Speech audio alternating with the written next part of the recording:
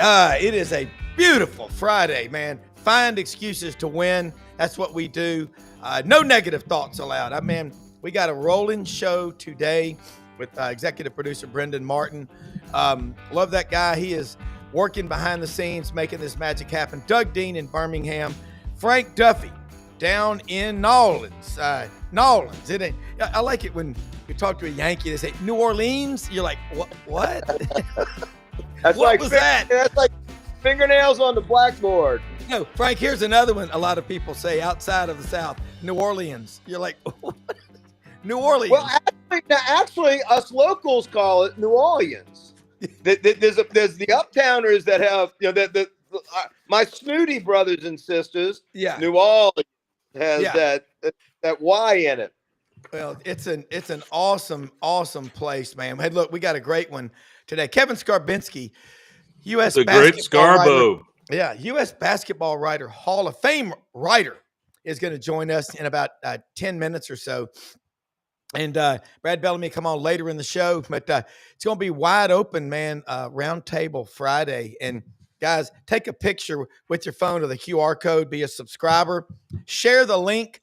We are broadcasting simultaneously on X, Facebook, and YouTube, and working on a lot of stuff behind the scenes to keep growing this brand. And you're going to see it. You're going to be watching it happen. But guys, Frank, I know you are in New Orleans. Super Bowl's a week from Sunday. Doug in Birmingham, pounding out great content. This basketball season we got going on is incredible. And I'll tell you what we're going to do today. We're going to become a safe space of not talking about the portal and NIL as much as we can, because Brendan made a good point. He said, Rob, he goes, you're killing it. He goes, everybody knows what it is. So, Tony Barnhart corrected me the other night. Tony said, look, that's what people talk about when it's out of season. But once the games start, people don't care. But you know what? We're going to make it to where people can come here. We're going to talk about the games, and I'm going to let my team members on the round table have at it. So whoever wants to start first. It's a sanctuary city for those who want to talk basketball. And look, my Auburn brethren, I'm just going to have to live vicariously through y'all. Our asses are getting beat like a friggin' rented mule at the border. Well, you're not bad, Frank. LSU's a good team. LSU gave us some fight the other night, but man, this Auburn team has got some erasers, don't they, Frank? Oh my gosh! And let me tell you, I think this might be Auburn's best team. I think Bruce Pearl has put together a team that's really got some staying power in the tournament. This could be the year, guys. This could be the year. Well, Private First Class Dean reporting for duty, Rob, sir. And our long national nightmare is over. I speak of the football season. Yeah. Thank God that blissfully ended. And I'm going to see if I can increase your state of Ohio demographic here, Rob. Is there a more fraudulent national champion than Ohio State? No. Let me give you the data points. No, all kudos to Buckeye Nation, but they couldn't beat Michigan, kind of got drilled by them, didn't win their conference championship, and needed to spend $20 million for a Band-Aid roster, and it worked. And Ryan Day's on top of the world right now. I guess that nullifies, their corporal works of mercy for us Catholics, Duffy, right? Absolutely. So the sin was losing to Michigan 4 in a row. I think he nullified. He completed a corporal work of mercy, giving the Buckeye Nations a trophy. But I'm just thrilled that it's basketball season. And I'll tell you, Rob, what Auburn needs to do: close the deal. Auburn's a 69% probability, which is way ahead of the Kentucky, Alabama, whoever the runner-ups are, to win the SEC regular season. And the way this works, you got to go ahead and win something regular season, because we've seen it. How many times we've seen it in March Madness? You'll get a beautiful one-line seed, and you like the region, probably Lexington, Kentucky, or somewhere like that. And there'll be some team that gets red hot out of nowhere. Yep. So you got no guarantees getting to the Final Four. I don't care how good you are. The 8 seed, the 9 seed that come out, because that's such a grinder game, they come out with, they're sharp as attack. You played Little Sisters of the Poor as the 1 seed. So that's always a tough game. But then you got the 4 seed sitting there waiting on you. And let me tell you something. You know, the 4 seed is a great seed that normally is like, you talk about penance, you talk about Sister Mary Margaret wrapping your knuckles with the yardstick, corporal punishment. The 4 seed is corporal punishment. They got to go to a different sector, but they're normally good enough to be a 2 or a 3 seed in their own sector. But they've been put in, like Rob says, timeout. So it is no easy task. But I think Auburn, again, I don't want to jinx y'all. I don't want to, give y'all any bad mojo or gree. But I think Auburn is an absolute shoe-in for a number 1 seed from what I'm seeing. As we sit, but then trouble lies ahead. You know, most of us who are rational thought, as good as Auburn looked, and all the metrics are off the chart, as good as Auburn looked, they've been flirting with fire lately, like letting games be in jeopardy late, especially on the road. And, in a short period of time, LSU will be winning a game like the other night instead of making it close. But this Saturday, going to Ole Miss tomorrow, Ole Miss quietly, of course, they Tuscaloosa and beat Alabama, which is a tall order. But this is Ole Miss's highest KenPom rating since it won the SEC West in 1998. So this is a sneaky good. I'm not going to be shocked if Auburn finally drops a road game tomorrow. Tomorrow is going to be a living hell for Auburn to go into the pavilion, because Ole Miss, they lost 3 in a row. They lost 2 of them by 1 point. And then they got a win, so they broke the streak, but they've lost 3 of their last 4. Chris Beard, Wes Flanagan, former Auburn player and coach, they will be sky high for this game. Yeah. And you know what? I don't see how you can go undefeated in a league like this. But right now, Auburn they've got the number 1 ranking and also number 1 strength of schedule. I'll tell you another school that scares the hell out of me is Florida. When you look at the size, if they can make bring a Final that Four. Igor Handglotten guy that's like 7.5 feet tall back. Shaq had to look up to him. They did like a little promo thing, and Shaq was like pretending to like give somebody on the Florida staff hell, and all of a sudden Igor walked behind him, and dude, when Shaq turned around, Shaq's top of his head came up to Igor's nose. Yeah, I couldn't believe that. He is a giant. They have Franz Beard talks about this. The 5, if Handglotten comes back, that is 5 giants, 25 tall fouls to give, and they ain't gonna foul them all out. That's the thing. That Florida's 18-2, Auburn's 19-1. Then you look at Alabama with Nate Oates, the Fighting Oats. He benched Mark Sears in the second half against LSU. Coaches don't do that very often anymore. Alabama. You know why he did that, Rob, right? Because I'm going to compliment Oates. They can score on a given night. Now, when they're cold from 3, that his formula's got problems. Yeah, but they're not cold from 3 very often, especially at home. But he's sending a message to his arguably the guy that was going to be a National Player of the Year candidate coming into the season, and then Cooper Flagg and Johni Broome happened. Yeah, but Sears, he's sending a message that we are going to have to be more elite defensively. Yeah. And he's doing that for what? February 15th. He knows this Auburn team's, if you want to win the SEC regular season, Alabama's got to hold serve. They know that in Tuscaloosa on February 15th. So I commend Oates they know they can score, but he's trying to get that defense to play at a more efficient level. You know, what you're right about Alabama, and I'm looking, Scarborough will be on here in just a minute, but they love that high up-tempo scoring in the 90s a lot. Kids love that. But they're going to be games when you got to slow it down. And, I looked at LSU jumped out against Auburn. They got 3 guys that can really shoot the ball well, but just my body language, view real quick, Frank, is it's like they're looking for the other shoe to drop.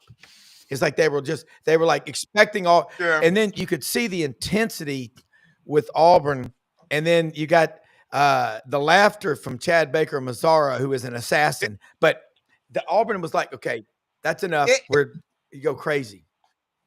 Rob, it's like the dog that gets the newspaper rolled up and whacked so many times. You're just waiting for when the bottom's going to fall out. That's what this LSU team is suffering. And look, it takes a couple good wins to get that confidence up. Look, we know we're not going. I mean, I'd be shocked if we snuck into the dance. We're another NIT year.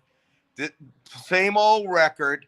But I will tell you, LSU's got the talent to upset the apple cart on a couple of these teams. Yeah. Florida, an Ole Miss. If you go sleeping and you come into Dale Brown Court, you're gonna leave with an L. But look, we know we're not putting anything together. It's another rebuild for next year. But I will tell you, as a fan of a team that's not in it, just watching this SEC basketball season, it's very entertaining. It's very interesting. I always love my buddy John Brady's post. He does all the Tiger radio games. In fact, I'm gonna see him up in Athens in a couple weeks when they come up. I always go over that Wednesday night 9:00 game. Now I don't get home to Big Canoe until 2:00 in the morning, which does not make run. But I do love going over and watching it. But John, he has such a vibrant love for the game of basketball that when he's even doing LSU games, man, we're getting recaps from all the other games. It's just so you're immersed in the season. And I think we're going to get a lot of teams in the dance, but I think we're top heavy. I think Auburn is the class of this conference this year. And I think it's Auburn's year, a bullshit Virginia thing like too soon. I think this is potentially you guys' year. It's going to be fun. Yeah. Lunardi, hello, Kevin Scarbo. We'll get you right in here. Lunardi, guys, has the SEC putting 13 teams in the show. That's crazy. And look at Vanderbilt is sneaky good all of a sudden. All aboard the hype train. Woo! Kevin I don't think it'll be 13. I think somebody's going to slip. Just rode in from Pottsville, Pennsylvania, and he's going to look. Kevin, Franz Beard one time said the Big Ten has 14 members, and they're going to get 17 bids to the tournament. This year, the SEC, Joe, have you met Joe Lunardi? I have. I don't know him well, but I have met him. Yeah, I saw him speak to the Birmingham Tip-Off Club some years ago. Yeah. So this team, this basketball, we're talking a lot right now. And Brendan just texted me that Todd Golden said Micah Handglotton likely will not play this year, but they've still got 4 giants on that team. Kind of looking at this SEC basketball race, you've got Auburn, Florida, Alabama, those 3, especially at the top. Long way to go, but Kevin, it's got to be one of the best we've ever seen in the SEC. It is, without a doubt. Good morning, everyone. I'm glad that we are here on the last day of January talking about basketball and the quality of it, the high level of it, and it's being led by the 2 teams in the state of Alabama, which does my heart good as someone who loves the game and has loved the game, well, since I was a kid, since I was shoveling snow off the court off the driveway in Pottsville back in the day so I could get some shots up when I was 8, 9, 10. Sonny Smith. Well, we do need to remember that basketball was not a non-entity around here until the last 7, 8 years. There were some great periods of basketball in this state. Now, Alabama has had more success than anyone else. Really, Alabama's had as much success as anyone in the SEC all time outside of Kentucky. Yeah. But I was lucky when I got here in the 80s, when I got into this business. Auburn was in the midst, had just started a run. They went to 5 straight NCAA tournaments. UAB was doing similar things. I think they went to 7 straight under Gene Bartow. Wim Sanderson was winning the SEC tournament just about every year, at least getting to the finals. He was going to the Sweet 16 every other year. So basketball was at a really high level back then. Now, obviously, we've seen ebbs and flows, but we've never seen anything like what we're experiencing right now. When you look at Joe Lunardi's bracket yesterday, and his number 1 overall seed is Auburn, and his number 2 overall seed is Alabama. That is not Duke. Astounding. Amazing. Not Duke, not Kentucky, not North Carolina, Auburn, and Alabama. I think we need to really step back for a second and appreciate what is happening here. And by the way, the countdown, guys, to iBob Armageddon Chapter 1 is now at 15 days. Kevin, as I've said many times, only the paranoid survive, and the corollary to that is just because you're paranoid doesn't mean they're not out to get you.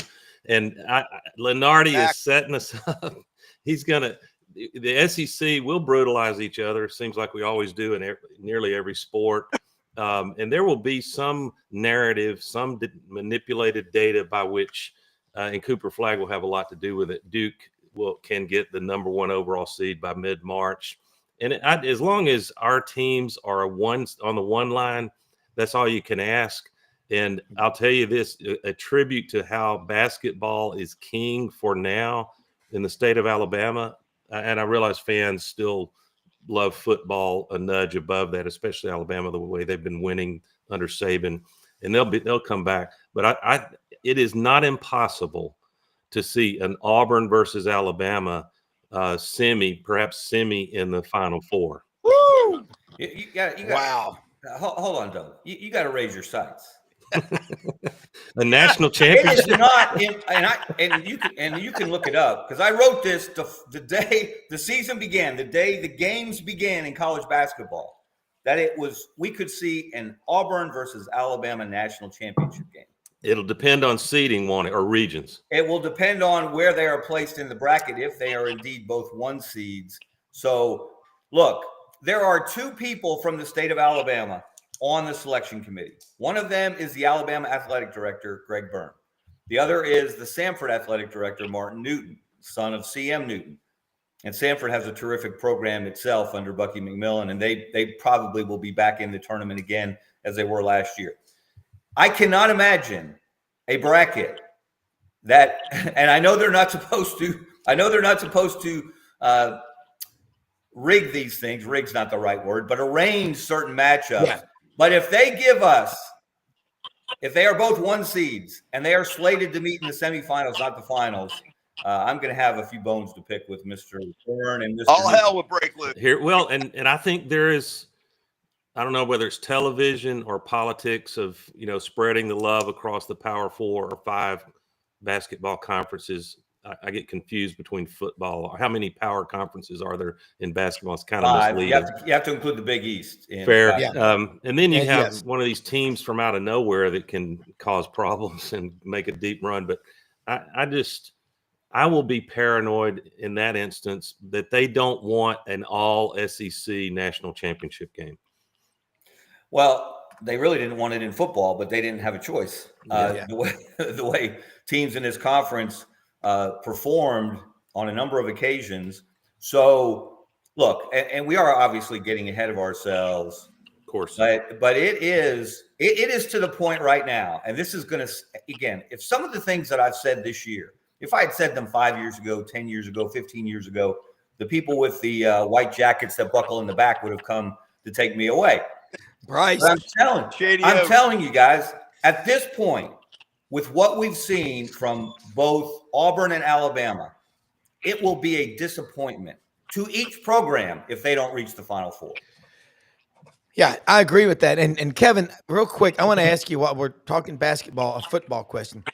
The numbers were down about 3 million for the national championship game this year. And maybe it's because it went too late into January and people were worn out with football.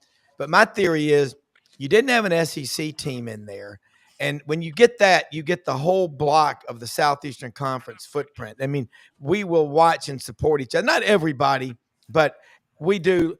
like no other conference in America. And then you get Notre Dame, where a lot of people watch them because they hate them. And after that, Ohio State's got to be at a clear number 2 for the most hated team in America. The Ohio State University, stuff like that drives people crazy. But they're down 3 million, and they thought it was cool to not have 5 or 6 SEC teams in there. Well, look how much money it cost in terms of viewership and sponsorships. Yeah, you have to be careful extrapolating the meaning of ratings. Yeah, okay. One thing that I was interested to learn, and I don't have the numbers in my head, but how many fewer cable households there are, how many fewer people are getting ESPN than 10 years ago? We've all heard the term cord cutting. People are, there are just a lot of, and not every service gets ESPN. And now you can pick and choose more so than ever before what channels or groups of channels you get. And that's I think that's part of it. But I would argue the idea of hate watching that it's terrible. Hate watching. I think there was more hate watching of Notre Dame back in the day. Notre Dame hasn't really been that relevant. They've been good. They've gotten to a couple of national championship games, but they have not been a major player on the national scene for a long time. So I think the hate watching of Notre Dame pales in comparison to the hate watching of Alabama or Georgia or LSU from around the country. So I think you're spot on there, Rob, that not having an SEC team in the championship game definitely hurt the viewership. So that's why it's going to be interesting to see. Basketball is more fragmented, obviously, because you have more. You have 350 something Division I programs, and everybody will watch the first 2 days of the tournament to see which of those 1 or 2 seeds might get upset, because it always happens. Maybe not a 1 or 2, but certainly a 2 or a 3 or a 4. Somebody's going down early, as Auburn unfortunately found out last year. Sorry to bring that up, Doug. But and really, Ivy League. You look at Auburn. I looked this up the other day. Bruce Pearl was at the Tip-Off Club a week or so ago, almost 2 weeks ago now. And since he got that program rolling in 2017, 2018, they won the SEC regular season that year.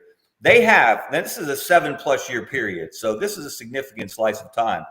They have more wins, more SEC wins, more overall wins, SEC tournament wins, NCAA tournament wins, SEC regular season championships, SEC tournament championships, and trips to the Final Four than the Kentucky Wildcats. Yeah.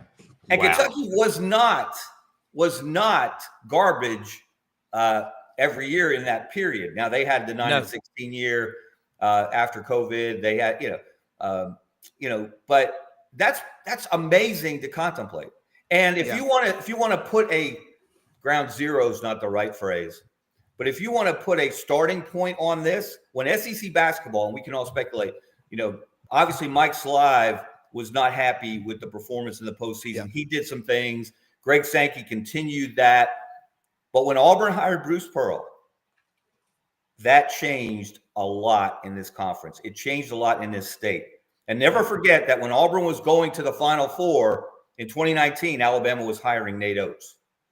Yeah. There was I don't know if you want to say a causal relationship there, but those were not unrelated. Yeah.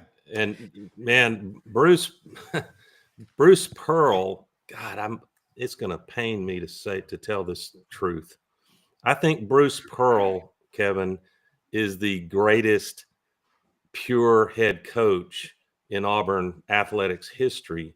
But I think Pat Dye, my coach for all time, Coach Pat Dye, is the most significant, historically impacting head coach in Auburn history.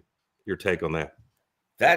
I've seen that idea start to pop up, and the very thought that would be a discussion point, a serious discussion point. I'm not enjoying it. Is astounding and tells you what Auburn basketball has accomplished under Bruce Pearl.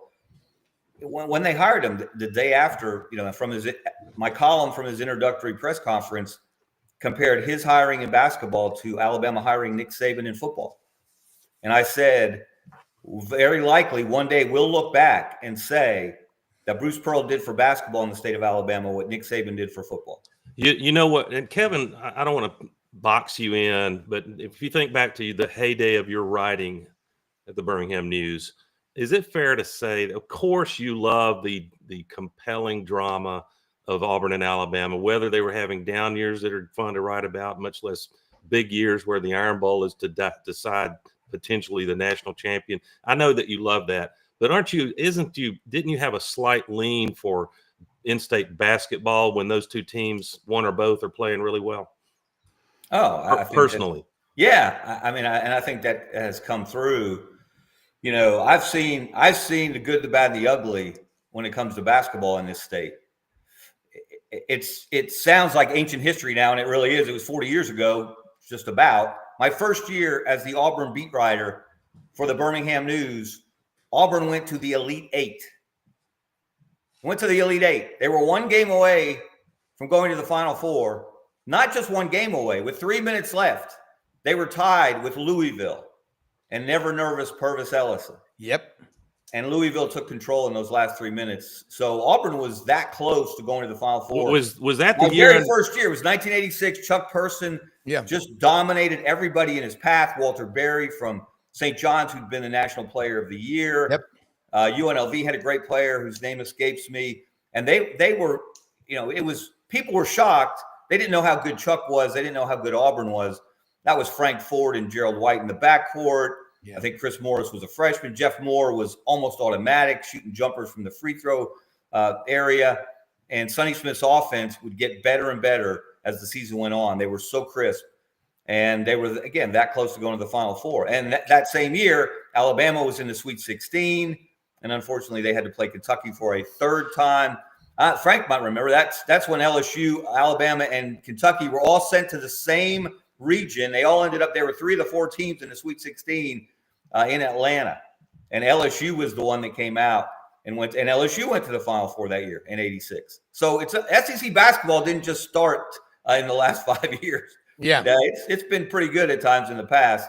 So this is, though, I keep telling people, with what's happening in this state, these are the good old days. They really are. Was that Sonny Smith Elite Eight run? Was that when Sonny had to win 4 straight days in the SEC tournament to get? That was 85. That was the year after. Yeah, that in '85.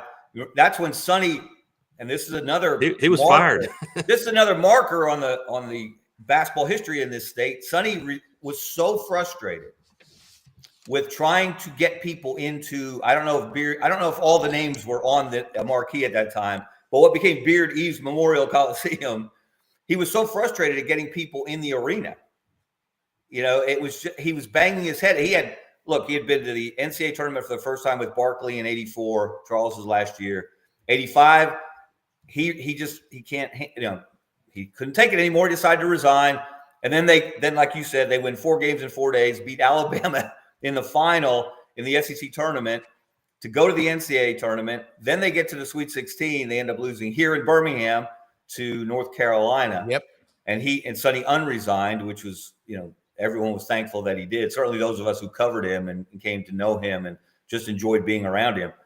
And then they went to the NCAA tournament, 2 more years after that Elite Eight run. So it was 3 more, yeah, pretty special. But here's how bad it was, guys. I may have told you the story before.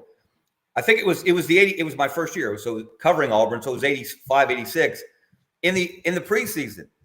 Auburn had to move an exhibition game from Auburn to Columbus, Georgia at the last minute because someone at the university had scheduled an REM concert in the basketball arena, but they didn't tell the basketball coach. Wow. And guess who had to move? The basketball team, not the concert. Kevin, I hope Rob and Duff don't mind me pivoting to, of all things, women's athletics. But if y'all have not seen on, I think it's SEC Network, it's titled Giant Killers, a story of the Lady Longhorns. And this goes way back into the 80s. But Donna Lopiano, this fireball of an administrator, came in, and it was right when Title IX had been passed. And the reason I'm bringing it up is that, and I've got 3 daughters. You guys may have a daughter or know people that deserve a fair shot in athletics. We've seen women's basketball be sensational. Pat Summitt, what Kim Mulkey's done at LSU, it is possible for it to really generate fan attendance and revenue.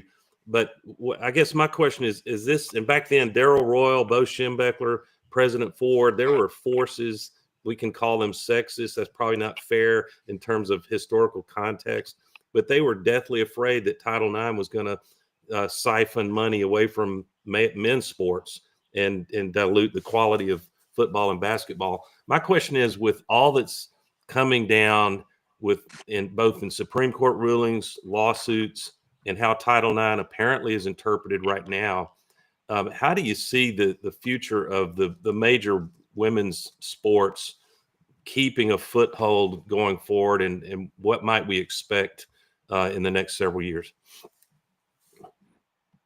Well, from my perspective, and Frank, is this true? I read this on Twitter, so you always have to take that with a grain of salt, unless you really know the source, and you know the source knows what they're talking about. Did LSU have more people at the women's game last night than they had for the visit by the #1 Auburn Tigers the night before in the PMAC? Would shock me. Wow. That's what someone tweeted, that their attendance was larger last night. Kevin, I would have thought the Auburn fans in Baton Rouge would have solved that. By the way, we have more gymnastic events for Livy Dunn and the LSU Tiger gymnasts off their national championship season than men's or women's basketball. It's overflowing from gymnastics. But I got a tidbit of info though. Inside info, I might get in trouble for this, but at a duck hunting camp in Lake Charles, one of my good buddies invited Scott Woodward to the camp. LSU women's basketball still lost between $7 and $9 million last year. Still, as popular as it was.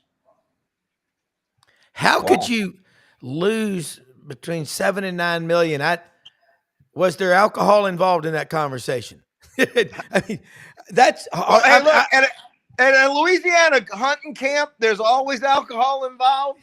I'm just telling you what I heard secondhand from a very, very high, powerful source. That even as powerful and as popular as Kim Mulkey and LSU women's basketball is, it still loses money. Well. To Doug's point about Title IX, challenging. Look, we all know football, SEC football runs the whole damn roost. The money comes in, sucks at the tit. Even probably runs at a deficit when you count all of our teams. Did y'all see the numbers on Texas this year? Their athletic department, they made $334 million or something like that, and they netted $6 million. Alabama, let's add a couple of data points. Alabama lost $24 million in 24. I read that was heavily related to cost with the coaching search. I don't quite understand that. Auburn was in the black by a couple of million, but the financials are interesting and there's pressure points. I don't think that Gen Z and millennials are going to support Tigers Unlimited, Tide Pride, paying X amount of dollars for the privilege to then buy tickets to a football game. So Doug, most of that was therapist cost. Yeah, especially if you're Auburn. So Kevin, how do they balance the books and keep these? Are you going to see more programs shuttling some of their lesser revenue sports? How do you get the financials to work going forward? Well, I am by no means a financial expert, but when is someone going to take a hard look at how these athletic departments spend their money and your money? A Doge. We need a Doge for the athletic department. I have railed against the fiscal mismanagement of college athletics, primarily from the standpoint of coaches' contracts. It's an epidemic. Arkansas State in basketball, their head coach, Brian Hodgson, was an assistant to Nate Oates at Alabama. He's been there a year and a half. They just announced a contract extension. A year and a half. Yeah. Now, he's done a nice job. He's turned it around. They won the regular season last year. They're in first place again this year. A year and a half, though? Why? Scar. We tear up contracts and throw out even more ridiculous, larger contracts for one good season. And then we put in these absurd buyouts that end up costing these schools. That's why Alabama, as you said, Doug, that was supposedly the reason why they actually, their football program lost money last year, was because of expenses related to buyouts in the coaching transition from Nick Saban and Kalen DeBoer. When is someone going to hold these athletic departments, athletic directors, athletic associations? When are they going to hold them accountable for their profligate spending?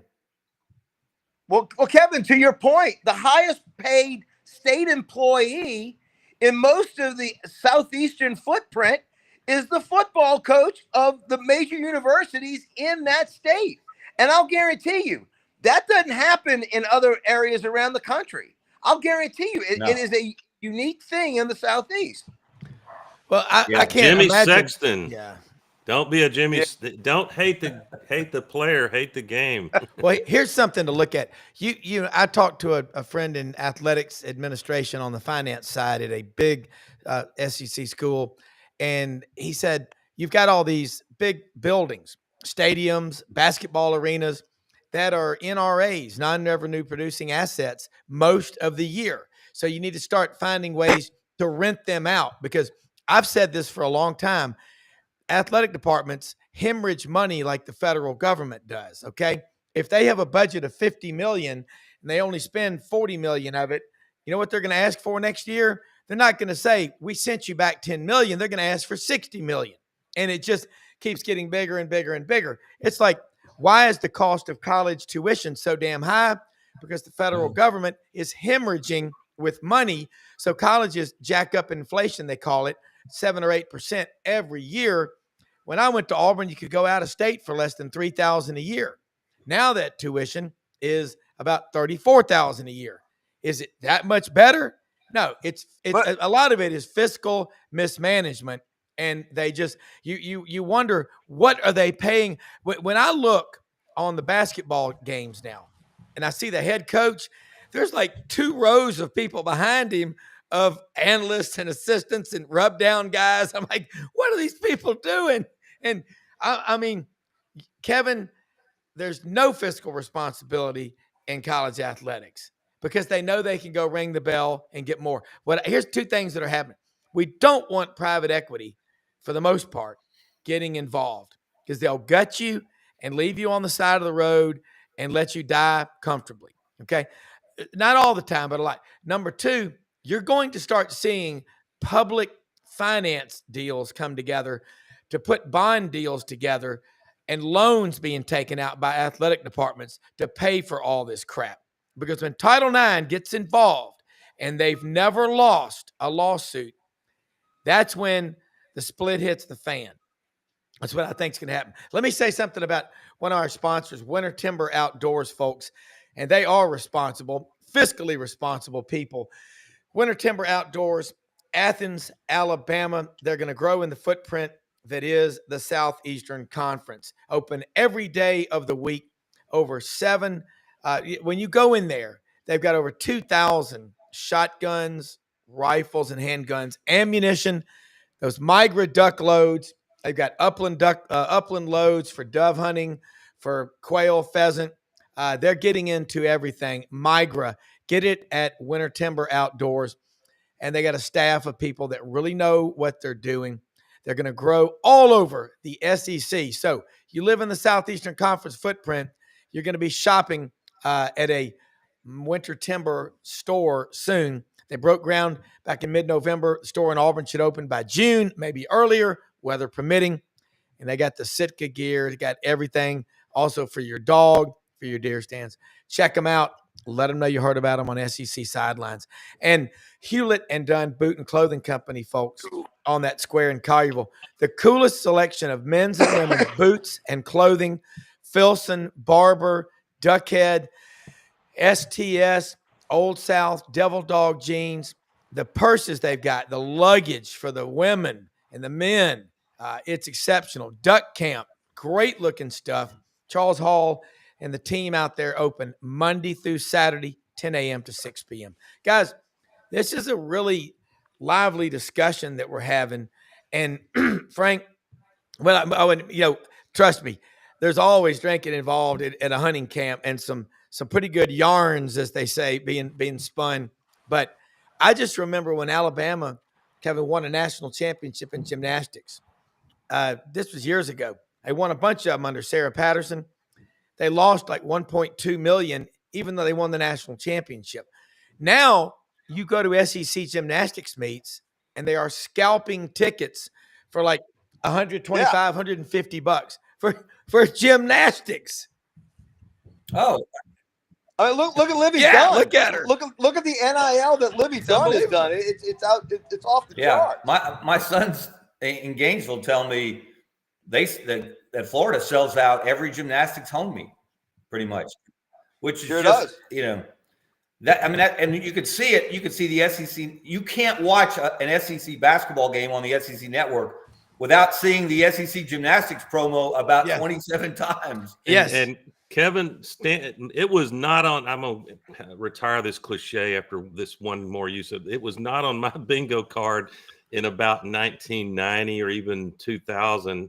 That 99 Auburn basketball team was unbelievable, but it was not on my bingo card that night before an Auburn basketball game, students would get trampled trying to get in the game.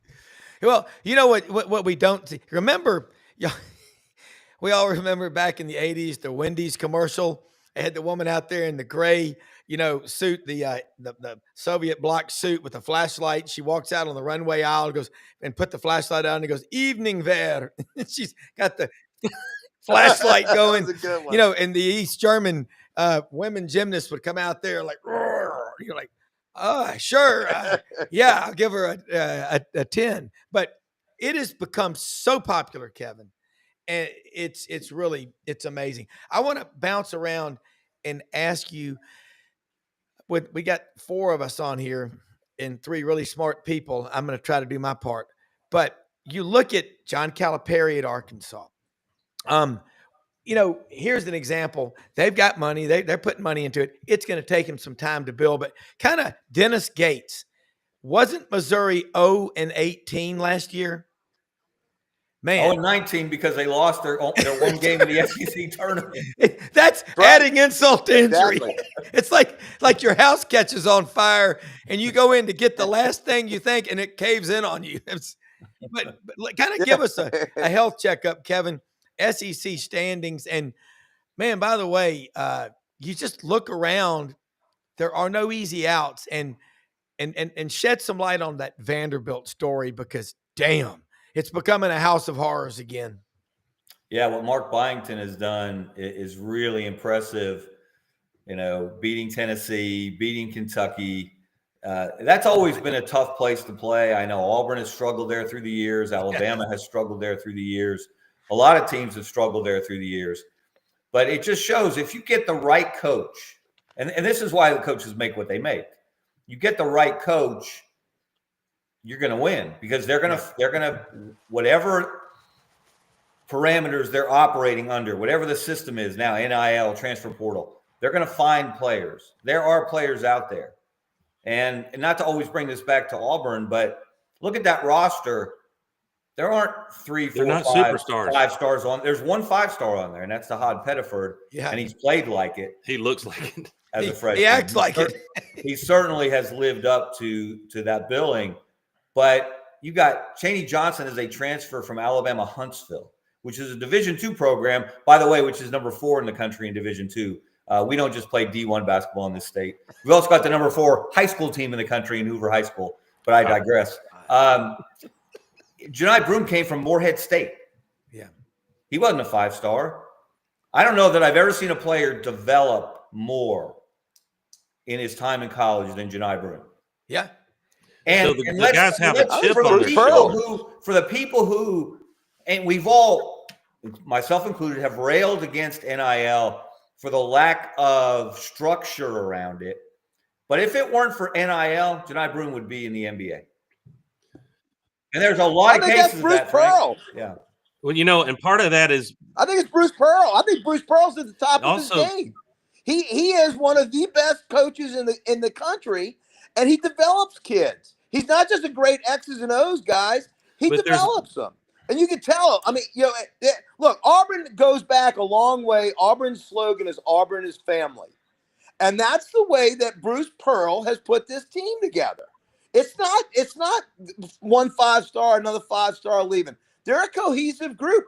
That's why I think they're going to be a number 1 seed. And I'm telling you what, I would not be shocked if they won it all Duff, this year. what Auburn people have always hoped is that, especially in football and basketball, maybe baseball some years, that we can get, when you say family, we're wanting it to evoke the fear of La Cosa Nostra family as opposed to a Norman Rockwell painting of family. And you can. Hey, you got to get your coach to you can use that in writing without attribution if you want to, Kevin. I saw you smile. But honest to God, this Bruce, there's an absolute intentionality to getting these guys from mid-major and lesser, not blue blood programs, and it's about being able to sell them on less minutes to play, because Bruce is absolutely committed to playing 10 and sometimes 11 players. In that last 10 minutes of games, you see the opponent, usually, unless they play a lot of guys, you see them wilting a little bit or their shooting falling off. Not every time, but it gives you a potential advantage. Yeah. Well, the best example of that is Dylan Cardwell.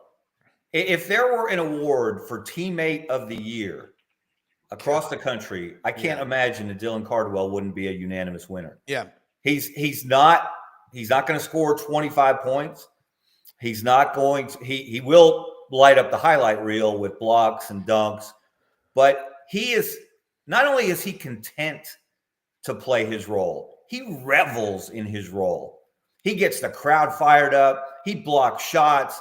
He takes tough defensive assignments down low. He gets on the floor for loose balls. When you got a guy that's willing to do that, and it is contagious, and the other guys, they bought in. Now, there was one freshman he's had some emotional moments. It's been hard for him to blend in, and Ja'Kai Howard, and he's immensely talented. God, he's talented. And I thought, coaches have to deal with a lot of things that we don't even know about behind the scenes with their teams. It's a long year, a lot of frustration. Everybody gets nicked up. Some guys don't get the shot, even on a team as connected as Auburn. And that's the word I like to use. That this team is connected in a rare way. But even then, the other day, Bruce Pearl talked about it and said he's an 18-year-old going through a lot of different emotions. And Bruce said, and I'm 64 and I'm going through a lot of different, So yeah, I thought that was one of the most astute things I've heard a coach say. The easy thing to say is kick him to the curb. He's not bought in. He's not with the program. We don't need him. And I thought that statement, that conversation by Bruce Pearl helps explain why guys get better at Auburn, why Auburn has been maybe the best program in the SEC in the last 7+ years. It's certainly right there. It's because he gets these guys, they're connected, they buy in, they want to play their roles. There's not a lot of jealousy, not a lot of visible jealousy anyway. And it might not be must not be happening behind the scenes for them to be as good as they are. And here's another thing, guys, not to make this the Auburn basketball show, but Auburn is 6-1 in games decided by 6 points or less, or 2 possession games. Last year, they didn't win a game decided by 6 points or less. They were 0-5. They have more wins in those close game situations already this year than they've had in any entire season since 2020, the COVID year. Well, here's a question for you. And Ellis Johnson made this comment about Dabo and what he does, and we're trying to avoid those two, the two topics that everybody talks about. But he said at Clemson, Dabo won't let you leave. He's like, look, we made a commitment at your kitchen table to your family to graduate, get your degree at Clemson, to develop you, to build you into a better man. And he said, when they leave, he and the assistants will get together and say, we're not doing our jobs. Let us finish our jobs. And they buy into that. You know, Dabo. I mean, I don't, but it's a pretty cool story. We know about what he did at Alabama, and all, but I think that, and look at Mike McMahon down at LSU. You look at Todd Golden at Florida. Todd Golden scares me because he's so dialed in and he's got all that off the court crap behind him, thankfully. Good for him. I think it's a big relief on him. And y'all are right. People don't know the pressure. I heard Chuck Oliver say this to a guy the other day on his show. He said, a 19-year-old being offered a lot. He goes, I've been 19 and I've been 39. You've only been 19. You got to listen to the older people. I mean, Doug and Frank, and when Dave's on here, I listen, I watch these shows. I go back and watch them and I take notes and I dissect them. It's like watching tape with coaches. How can we do better and all? But I'm going to tell you something I learn on this show every day is something new, or a lot of something new. What Frank said about the cost to run that women's program with Kim Mulkey. And she is like Tina Turner. She's just a badass, I was just listening to a Tina Turner song, Simply the Best, on the way over to Memphis yesterday. Remember that woman? You remember Tina Turner, y'all? She's pretty damn talented. The legs. Yeah. It was like she had to work. That was a lot of God-given ability. But remember when she would sing, it was effort. It was like we had Chuck Lavelle on the show last Friday from Birmingham. And how cool would it be if you could get Chuck to come play in your backyard for some friends and some cold beer and burgers? But what I've learned today is y'all are right on this stuff. And this discussion is Hall of Fame stuff. We're going to bring in Brad Bellamy, Frank. But go ahead, Frank. Well, I was just going to say, Rob, she was a caged bird. Tina Turner with Ike, her husband Ike, was a caged bird, and when she got out, she started singing. Not really unlike Bruce Pearl, because look, Bruce Pearl has had a second shot at this. That's why he's given it all he's got. This is a reclamation project. I mean, many of us don't get second chances. Bruce Pearl got a second chance, and you're watching. And he arguably got a third chance when someone in power Kevin knows where I'm going, fended off Stephen Leath, the idiot, the worst president in Auburn University ever. So Bruce, build a synagogue in Lee County, Kevin. Yeah, he's amazing. Let's bring in Brad Bellamy from LandersFordMemphis.com. The #1 Ford dealership in the Mid-South. Brad, you're on here with a distinguished panel. Frank Duffy, Doug Dean, Kevin Skarbinski, U.S. Basketball Hall of Fame writer in Birmingham. Scarbo knows, longtime Birmingham news, one of the best in the country. So say a little something about Landers, then we're going to keep this basketball discussion going because Doug is killing it. So is Frank, so is Kevin. And now you're going to knock it out of the park with Landers Fever. Thanks, Rob. Good morning, guys. Doug and Frank, good to see you again. Kevin, big Alabama fan, Roll Tide. So I love your back wall. Thank you. Man, it's the last day of the month here at Landers Ford. Not going to turn a deal away. We need to close out the month strong. Lost a couple of days earlier this month thanks to the wonderful snow that God decided to grace us with here in Memphis. So closing out the month strong, but also really, really, really excited about what next month is going to have to offer. It's going to be Ford Truck Month at the back half of the month, but to start the month, we're going to have some unbelievable deals on SUVs. Just a reminder, too, guys, we've talked about it several times on the show, but electric vehicles, Ford's come out with a great program where we're going to have the Ford Power Promise. So not only do you get unbelievable savings, but also standard installation and a level 2 charger put in at your house. And it's an excellent program to take advantage of. So, Rob, you got to come in last week, walk through the store, meet some of our key folks. You got to meet Sarah Beth, who handles all of our pickup and delivery coordination guys. We got a full team on staff just to pick up and deliver customers' cars, bring them in and enjoy their time at home or whatever they want to do while we service their vehicle and save them from having to spend the time here at the dealership. So really proud of our team and everything we got working here, Rob. And it was great to have you here for a few minutes and just walk you around the store. Yeah, and I'm going to tell y'all something. I've never seen a service department. The floor is so clean. It looked like an operating room in a hospital. And they will pick you up, and it's crazy, man. 7 a.m., 7 p.m., Monday through Saturday, closed on Sundays. That's the only day of the week. But look, I'm going to tell you something. People that I send out there, they say, you talk to Brad, and then he walks you through the process. It's easy. They've got a massive inventory. And guys, one thing I love about this, they put their money into a lot of great causes. They work with St. Jude. You mentioned Agape. So many great causes. Y'all are so blessed with the success that you've had over the years. But, you know, the owner, your CEO, your president, I met Jason Medeiros last week, Jay Newell in the service department. I met Cody, Sarah Beth. That's just unusual to go in a dealership with everybody.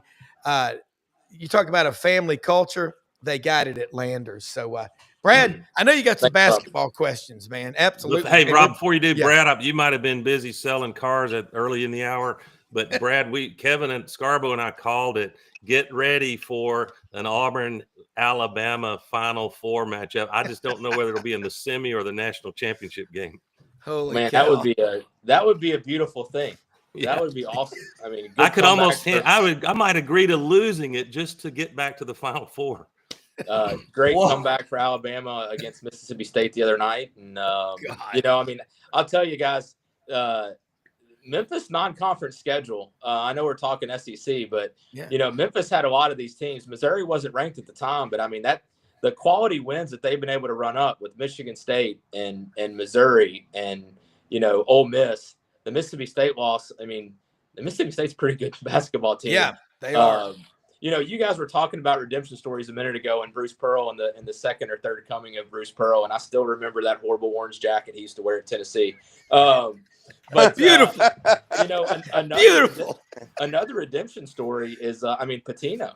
You know, he was dead to the world, got a little bit of resurrection at Iona, and then now at St. John's is, you know, got them into the top 25. I mean, it's, you know, the sports world is always full of redemption stories. I feel like everyone gets a second, third, or fourth chance, and you know, Bruce Pearl is definitely making the most of it with those guys at Auburn, and man, they took them down in Maui. I mean, that was a strong basketball team, and still is. Yeah, really is. I mean, Kevin, you're talking to Rick Pitino, St. John's. I mean, you've met Rick Pitino, haven't you? Oh yeah, yeah. What do you think about that story? Yeah, I mean, I've got his book right behind me. Success is a choice. I still got it. Yeah, I've got it in my closet over there as well. Look, the man knows how to coach basketball. The man knows how to win basketball games, how to build a basketball program. Yeah. But what's really been a revelation to me, has any coach at a current school ever embraced a previous employer the way Rick Pitino has the University of Kentucky and Mark Pope, who played for him there, the new coach, the way that he has praised Kentucky basketball and embraced Kentucky basketball. He was there for Big Blue Madness. I mean, it's amazing to hear him talk about it. He's already, I don't know if you guys saw this, obviously Arkansas and John Calipari going to Rupp Arena on Saturday night, Cal's first game back. Rick Pitino put out a message urging Kentucky fans to boo John Calipari, but to remember all the incredible things he did there. And he's right. I'm really curious to see how he's going to be welcomed or not welcomed when he walks into that arena. Ooh, anybody want to take a guess at? Well, it'll be Kevin. It'll be easier in the sense. Well, if you want to see a little bit, pull up the video of LSU Alabama in 2008 in Baton Rouge. That's going to be the reason reception. It'll be easier for fans to be kind to Calipari because Kentucky's going to boat race them. Yes, because Arkansas is not very good. Quick.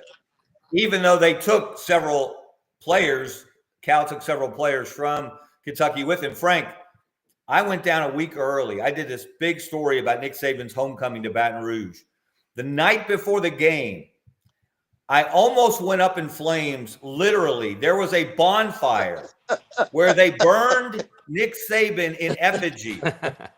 It was the when tiniest. I It was don't know the how tiniest much. little stuffed straw. We're a bunch of I crazies. don't know how much lighter fluid they put on that dummy, but when they lit, I was far too close, and when they lit that thing went up so fast, so high.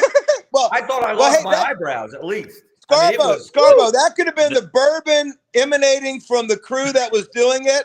But you also have to remember, the dummy was only 3'7". You got quick. They bet Hey, they but by better the way, be guys, careful. can I tell y'all something?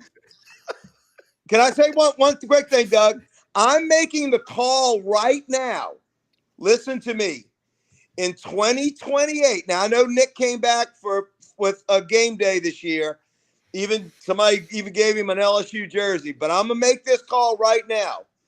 Everybody's hearts are softening down here.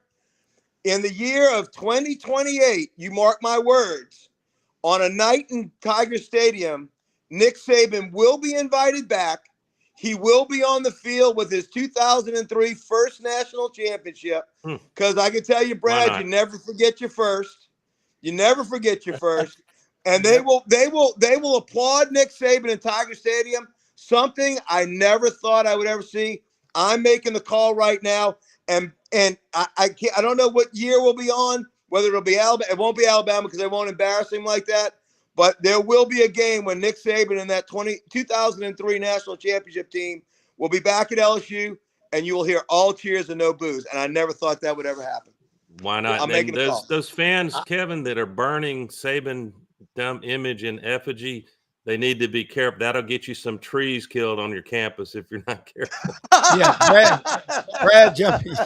I mean, I think that's a real take, though. I mean, I think that's absolutely going to happen. And I mean, it will happen. Think about how lovable Nick Saban is becoming on TV. I mean, the ads. He's great. He's great. That Verbo ad that he does is amazing. Awesome. I mean, it is so good. Check-in time is 3. It's 2:55. Shower is 5 minutes. This is not a spa. It's I absolutely think he's gonna get cheered. I mean, it's at that point you're removed from everything. You're not still at Alabama. Yeah. And I think the Calipari situation of leaving and going to Arkansas, I mean, that was a marriage that was over.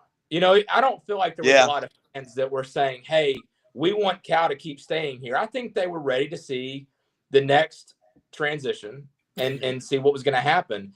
And it wasn't like, I don't think there's a single Kentucky fan in the world that would look at that and say he left to go to a better program than Kentucky. Yeah, it wasn't jilted. It's one of those deals. And that whole entire transition tree, right, from Arkansas to USC to SMU, I felt like every one of those coaches went a step back in their programs that they went to. And so I would think he's going to get cheered.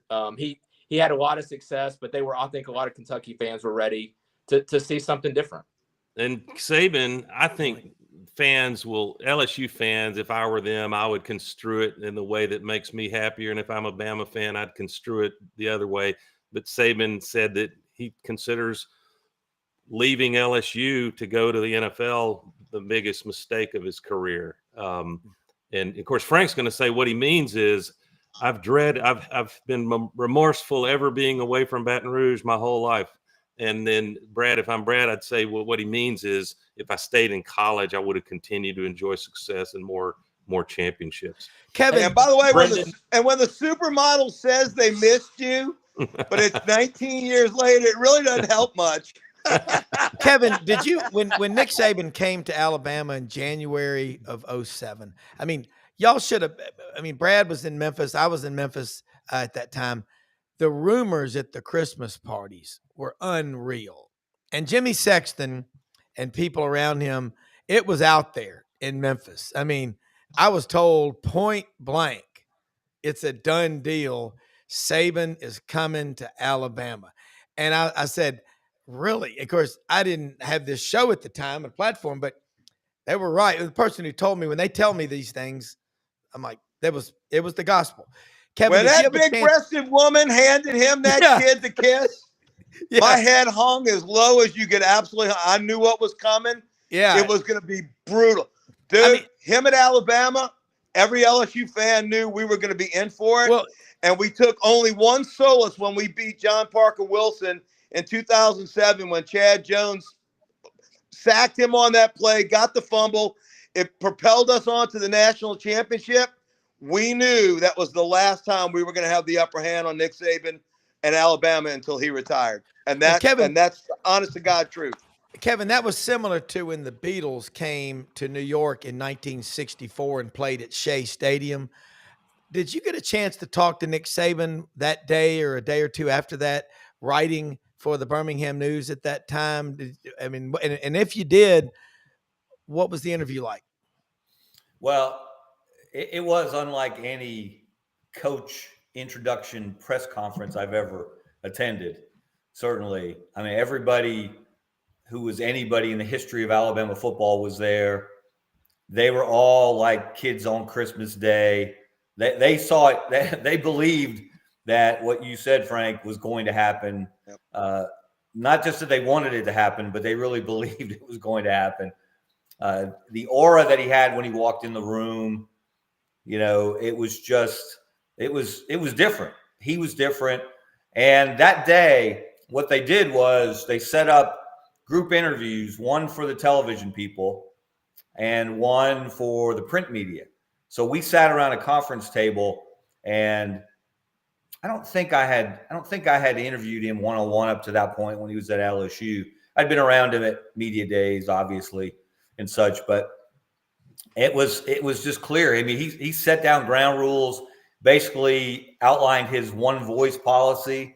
He was going to be the guy that was going to send the messages that he needed sent from the Alabama football program. Everybody wasn't going to be available to talk to. It was going to be a different environment than it had ever been there. And, obviously as a journalist, I bristled about it. I didn't like it, but I didn't really get a chance to sit down with him until that summer, June of 2007. I did a long sit down with him for about an hour in his office. I don't remember much of what he said, but I'm telling you guys, now this is as relaxed a time as a college football coach can have. It's in June. He's got they've got a little bit of a break. He sat in that chair in his office. Well, the first thing he did was greet me at the door. He directs me to the sitting area. He goes to his desk. He picks up a little electronic device and closes the door with an electronic device. You're lucky the floor didn't open up. And I'm thinking, computer come up from the desk. James Bond. Wait a minute. We were just at the door. Why didn't you close the door when we were at the door? He wanted me to know that he had an electronic door opener and closer. And then during the entire interview, and he's dressed casually. He's got loafers on, no socks. He didn't stop moving in that chair. He was folding and unfolding his arms. His leg was twitching. I mean, the nervous energy that emanated from that man was unlike anything I had ever seen before.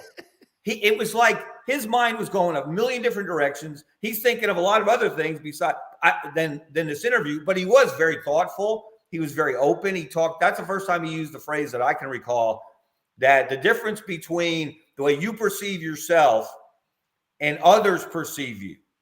And he said, Terry, his wife, said with him, that difference is like the Grand Canyon. The way other people see, he was apologetic about, the people in Miami hated him. Oh my gosh.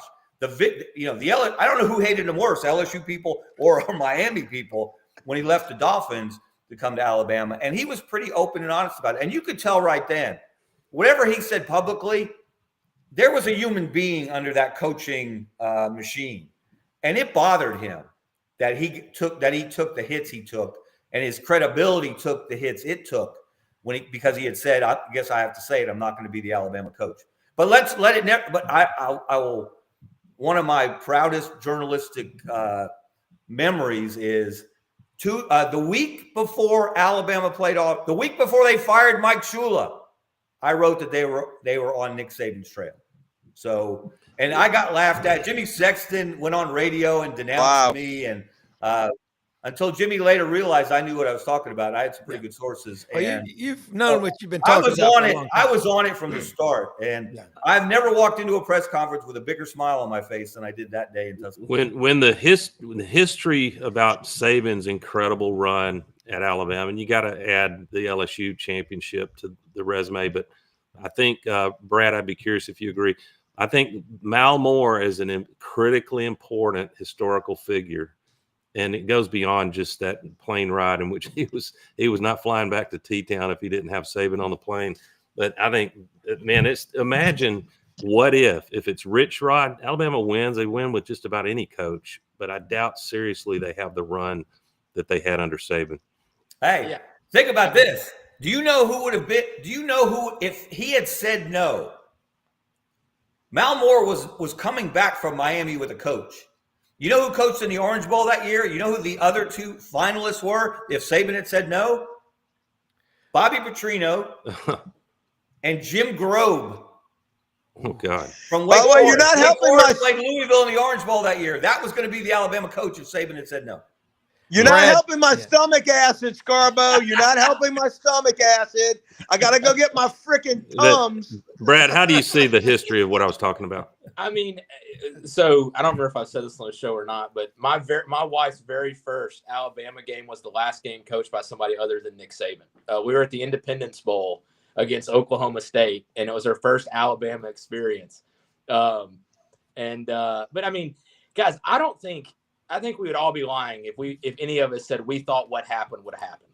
I mean, the Nick Saban is not Nick Saban without Alabama, and Alabama is not Alabama without Nick Saban at this point. But I don't think any of us, especially after that first year and the losses they took, I mean, you know, it's incredible just how that all worked out. Yeah. And, you know, I mean, some of the scenarios that happened that, you know, the LSU Alabama national championship game after they have the SEC champion, you know, after they have the loss in the regular season and the kick in the field goal game, the fact that Alabama got into that game, you know, that's one national championship that could have been wiped off the board if there would have been enough of an argument to not have them in that game. I mean, there's several of them that, you know, By the way, had well that gone the other way, we were only one game behind y'all with the GOAT on y'all's sideline.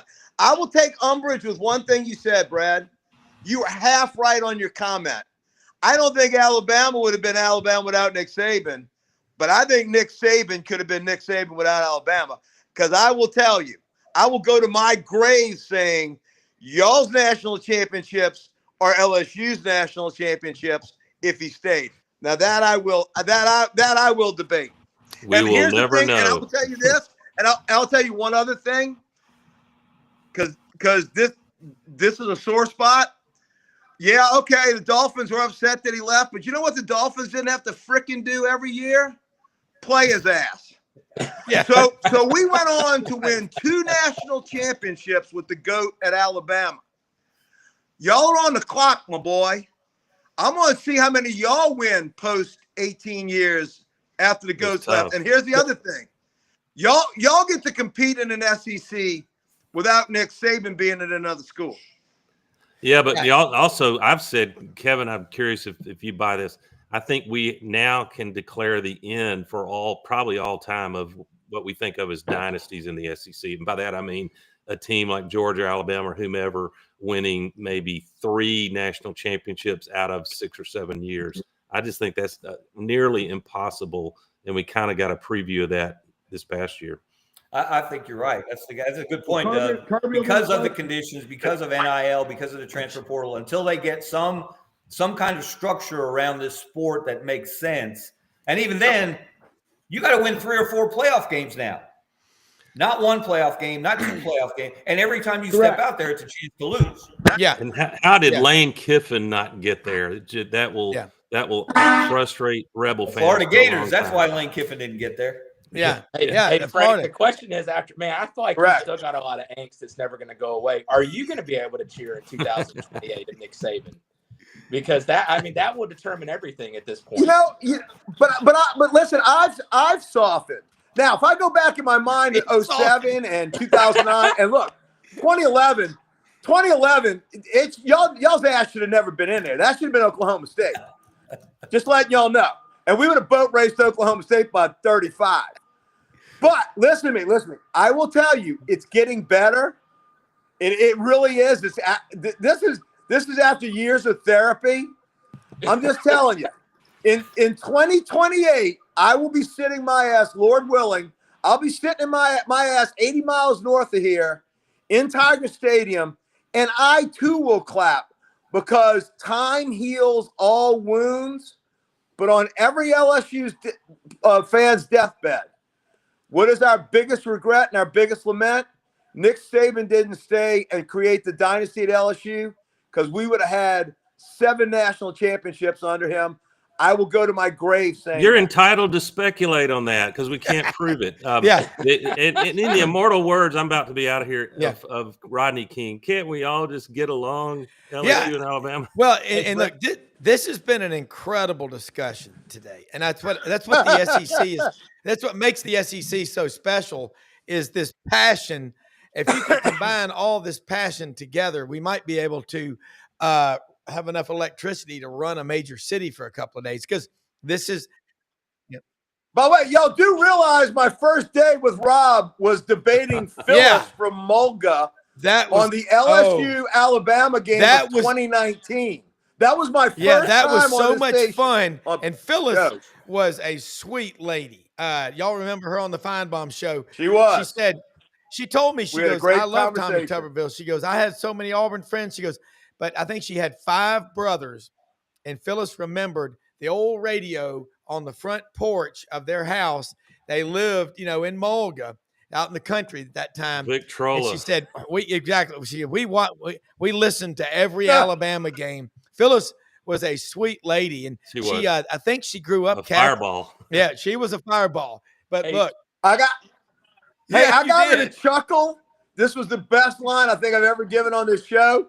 I joked with her. I said, Phyllis, I'm here Rob has got you and I here to debate the point counterpoint for LSU Alabama 2019. I said, Phyllis, normally I would have been driving up in a 1976 Chevette. This year I got me a 2019 Lamborghini. I said, I'm ready to discuss whatever you want to discuss. She goes, honey, a Lamborghini? What in the hell is a Lamborghini? I said, this is going to be one of the funnest hours of my life. Hey, I was just going to say, back to full circle this thing, the first question you asked. Brendan, do you have video from when Rick Pitino went back to Rupp for the first time? And what was that reception like? Because that might answer the question what happened on Saturday. That's a very good point. We got to wrap it up. I mean, I'm out, guys. Y'all have a good day, man. Yeah. Doug, Frank, Kevin, Brad, everybody, awesome. Thank you so much. This show is about a team, and we got the best team in the world. We'll be back on Monday morning. And let me say, most often we see the face of Christ in the least among us. Go out and find and every day smile as much as you can. Well, executive producer Brendan Martin, I'm Rob Brown. So long till Monday.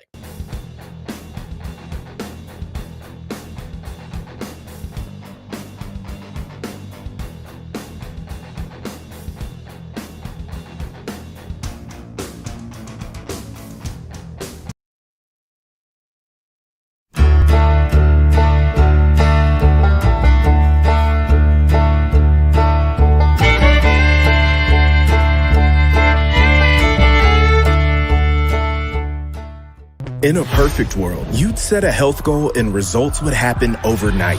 In this world, the real world, it takes time, dedication, and the right support to achieve your best self. The Vitamin Shoppe health enthusiasts are here to make sure you're not wasting a single moment on the wrong supplements. From the highest quality sports nutrition and superfoods to the most sought after trends, you'll find a huge variety of science-backed solutions for every goal. And the people to help guide you along the path to greatness.